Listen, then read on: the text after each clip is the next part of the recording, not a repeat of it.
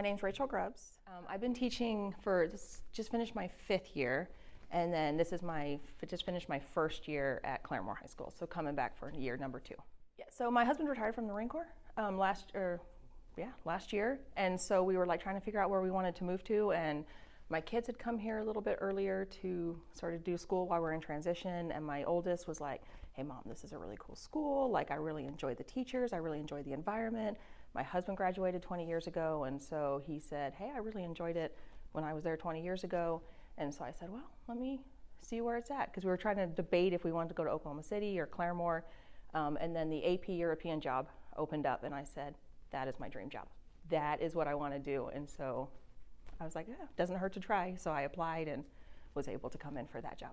I really enjoy how interactive the admin is with the teachers and how the teachers really work together. I have no issue going to anybody and saying, hey, like I don't know what to do in this situation, or I'm struggling here. People are open-minded, they give you advice, they want to help you. And so that's been really nice. Like, let's figure out this problem solve. Let's figure out a way to solve this, and that's what we've been able to do in the 1st year, which I really like. So there's a human nature to it here that I haven't seen in other places. I wish I had known to rely on other people's advice more. Learn to be flexible. Like, just learn to, like, yes, have a plan, have a lesson, but go with the flow. Like, use what your students are doing, like use how they are reacting to your lesson, and if you do that, you're going to be so much better. Just learn to be okay with failing every once in a while. If you learn to fail, you'll be okay. If you don't build a relationship with the students, it does not matter how smart you are, it doesn't matter how prepared you are, your lesson's not going to flow. It's not going to go. But if you can build up that relationship with the kids first, and then you start bringing in the academics, and if the kids know you respect them and you know them and you care about them, then you're going to have an amazing lesson. So I got into teaching late. So I used to just teach at church, and they were like, hey, have you ever thought about teaching? And I'm like, yeah, it's on my bucket list. Like, no, you need to teach, and you need to teach high school. And so I said, okay. I graduated from Arizona State, and I said, okay, I'll get a history degree, and then I'm gonna just try it out and try teaching out and see what the fuss. I really went into the classroom experience just open-minded, and decided just to try it out that way. And then I've loved it, and so now I've continued teaching, and so I taught in Arizona, and now I've moved to Oklahoma. And my plan is to teach for the next 20 plus years until I'm too old and they kick me out. My response is, you always get what you put into something. If you feel like teaching is something that you're passionate about, or that you want to make a difference, and you want to be that good positive influence for youth, and I think that's sort of where I went into it. I said, you know what, I didn't have the greatest of teachers growing up. Like, I felt like they were disconnected, and so I wanted to go in and say, I can do that. I can do something to be a better influence on my students or on just the community. Then you're going in for the right reasons, and I think you will see that the kids are drawn to that. They want to have someone there that wants to be there.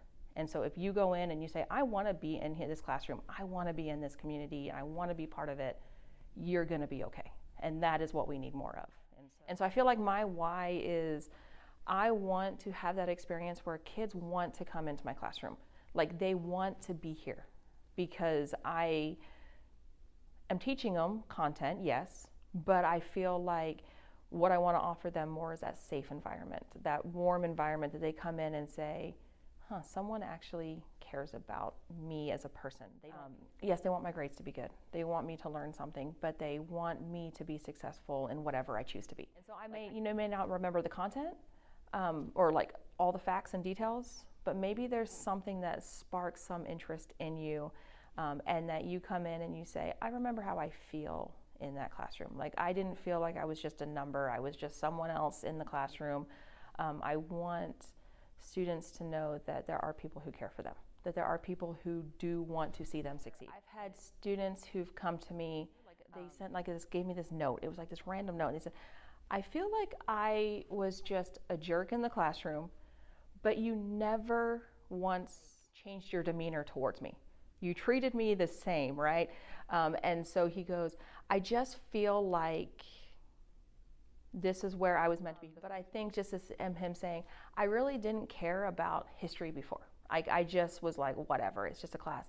But just your personality and just the fact that they're like, I don't think I've ever seen you not smile. You don't think about the little things. And so that was like an aha moment of saying, even the unspoken things are noticed. But I think that was my aha, just going, okay, I am making some difference, even if it isn't always content related. Kids are noticing those things, and I think that's sort of what's kept me going.